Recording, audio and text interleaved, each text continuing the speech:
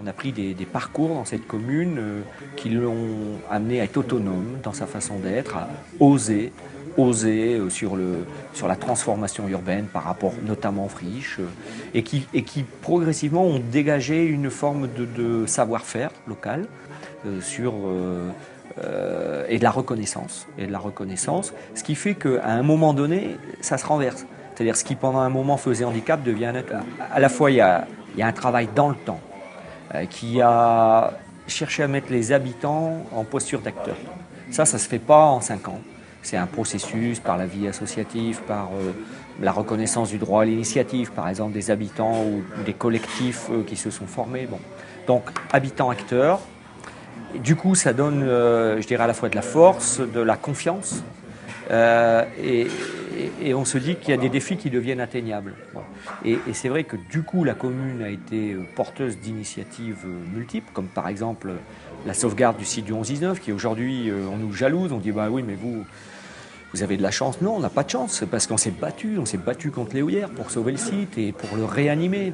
Quand on a fait des décorations de terri, quand on a fait une école de parapente sur les terris, par exemple, quand on a fait les premières transformations de cités minières en osant supprimer des routes et arrêter que les cités minières soient tournées sur les puits et les retourner vers le centre-ville. Voilà. La vie solitaire de l'os c'est terminé. Au contraire, on a des réseaux d'acteurs, voilà, et aussi ça se traduit par des engagements de la population. Quand on invente la route du Louvre en venant de Los Angeles, enfin quand on crée à Los Angeles, en quelques mois de temps, on a 250 bénévoles qui disent on en est quoi. On va accueillir des gens de partout, dans des villes autour, on est obligé de payer les gens pour tenir les coins de rue.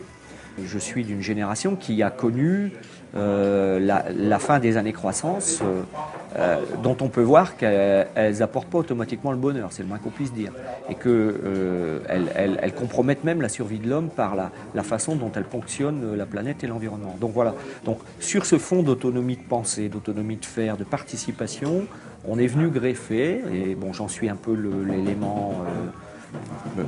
l'élément visible, on pourrait dire, mais c'est les associations, etc. Donc on est porteur d'un travail sur la question de la durabilité. Au sens, est-ce qu'un développement peut vraiment être respectueux des hommes et de l'environnement? À quel prix? Comment en même temps il crée de l'emploi? Small is beautiful, ça veut dire qu'il y a des choses qui sont possibles à l'échelle d'une commune de 7000 habitants qui ne le seraient pas à l'échelle de l'île. Et sur ce terreau, cette histoire, cette trajectoire, on a beaucoup de possibles. Et à partir de ces possibles-là, on essaye de construire des réponses dans le champ de l'aménagement, dans le champ de la construction, dans le champ de l'action économique, dans le champ de l'action sociale, dans le champ du Nord-Sud, par exemple, dans le champ de la commande publique. Est-ce qu'on est obligé de commander du bois amazonien? On est devenu une forme de laboratoire, de ville pilote de développement durable, parce qu'on avait ses acquis, parce qu'on a de la reconnaissance, et puis aussi parce qu'on ose, parce qu'à un moment donné, d'une certaine manière, la réussite appelle la réussite, on se sent plus fort quand on a des acquis. La société est de plus en plus complexe, hein, c'est Edgar Morin qui l'a bien démontré, et sans un agencement d'acteurs, sans une mise en cohérence des acteurs pour être tous aller dans le même sens, on ne peut plus avoir de résultats. Moi, je ne crois pas à l'élu qui arrive et qui dit voilà, j'ai décidé ça, on va faire du développement là. Ça ne marche plus comme ça. Et donc la force de l'os, c'est d'avoir une communauté en action. Pas seulement une communauté qui fait des fêtes, non, c'est une communauté en action. C'est un peu sportif cette balade. Pourquoi as-tu décidé de nous emmener sur ce lieu précis, très symbolique, c'est un terril? Explique-nous pourquoi, qu'est-ce qu'il incarne à tes yeux? Pourquoi a-t-il marqué ta mémoire? Pour deux raisons. La première, c'est que c'est intéressant d'avoir une vue sur la commune, qui est commune du bassin minier, enserrée quand même dans du rural, mais qui a été très fortement marquée par la mine, hein, puisque Los Angeles. Voilà. Il y a eu 7 puits de mine, 8 terris, et donc ça a complètement bouleversé la ville. Voilà, donc ça veut dire quelque chose. Et puis parce que le terri qui est là, il fait 146 mètres de dénivelé. C'est la même taille que la pyramide de Khéops. Voilà, donc nos pyramides à nous, elles sont noires. Elles ont été faites par des mineurs, elles n'ont pas été faites pour des pharaons, mais elles ont une charge symbolique très très forte, quoi. Donc c'est en même temps de l'histoire, c'est en même temps de la reconversion, c'est en même temps de l'identité du paysage. La nature, elle reconquiert tout. Et donc le gros intérêt de ces friches industrielles, c'est qu'il n'y a pas de pesticides et que même si c'est plus long que dans de la terre de grande qualité, tout ça, c'est arrivé naturellement. Et donc effectivement, le terri, c'est aussi le symbole de cette transition du territoire.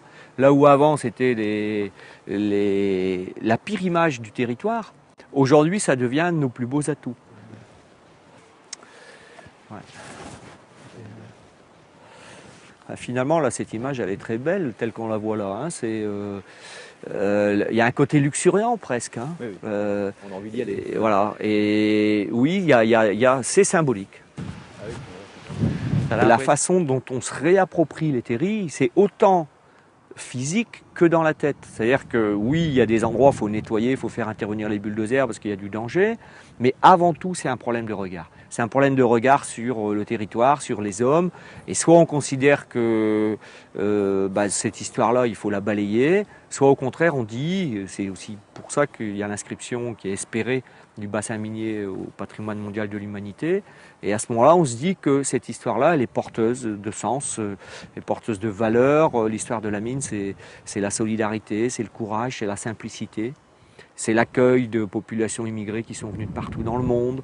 Voilà. Et tout ça, ça a de la valeur, surtout dans ce monde d'aujourd'hui qui est dans le matérialisme. On est quand même plutôt sur un site qui vit sa vie, quoi, si on peut dire. C'est-à-dire, je crois qu'il faut laisser faire la nature. Il y a des usages qui se refont tout seuls. Hein. Quasiment toutes les semaines, il y a des activités sportives, soit des compétitions extérieures, soit des collèges, soit il y a des gens qui viennent y faire, il y a des artistes qui viennent y travailler. Voilà, le site il est magique. Ça s'est pas fait tout seul. En 20 ans, on est passé du rejet quasiment total à aujourd'hui, touche pas à mon terri, quoi. Et il faut prendre le cadre global, c'est-à-dire que les terris sont effectivement un des éléments, parce qu'après tout, la reconversion des friches, ça fait partie du développement durable. Surtout, ce que j'essaye de faire à Los Angeles, enfin, ce qui est fait en région, à un moment donné, doit atterrir, doit s'incarner, se concrétiser. Et ce qui est intéressant quand on agit à l'échelle locale, c'est que on est dans le monde réel. Souvent, on parle de Fribourg, en Allemagne, quartier de haute qualité environnementale, mais avec des populations aisées. Bon. Quand on s'affronte à la question de la durabilité, sur un territoire où il y a du chômage, où les gens sont en grande difficulté financière, où il y a beaucoup de séquelles à traiter, on n'est pas dans la solution de facilité. Et c'est pour ça que ce que j'essaye de faire à Los Angeles, c'est de montrer que le développement durable appliqué, c'est quelque chose qui est générateur de multiples bénéfices.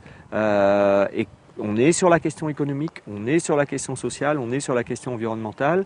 Et de montrer que cette approche intégrée, cette approche globale vers plus de durabilité, elle est génératrice de bénéfices multiples et dans tous les domaines, pour la collectivité, pour les habitants. Le système minier est presque la caricature de la non-durabilité.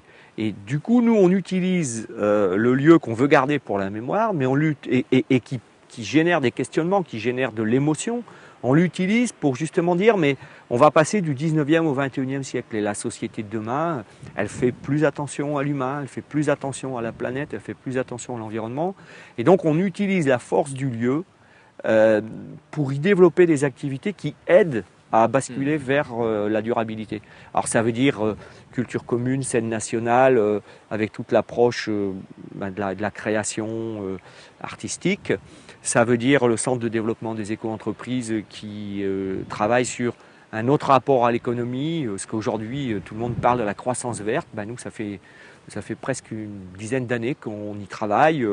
On va bientôt avoir une centrale solaire qui s'installe, plateforme de recherche sur les écomatériaux, etc., etc. Ce lieu-là devient un peu le lieu qui aide à comprendre hier et qui met en perspective le nouveau modèle de développement.